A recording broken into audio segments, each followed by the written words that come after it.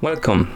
In front of me I have Garmin Epix Pro Gen 2 and I'm gonna show you how to change the time on this watch. First we need to open the menu on our watch, and you can do it by pressing and holding the up/menu button.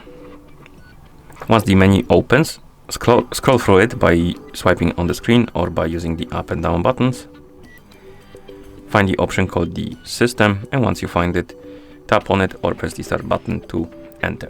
Here find the option called time and select it, and here find the option called set time, and as you can see by default it's set to auto, but if you want to change the time manually to your liking, you need to tap on set time, change to manual, and once you change it to manual you will be able to change the time. So select time, and now you can adjust the time to our liking. So we can change the hour, minutes, and select AM or PM, and then tap on the check mark.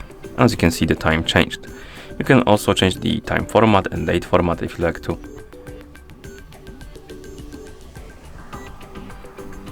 And once you're done, you can press the back button a couple of times to go back to watch face, and that's how you change the time on this watch.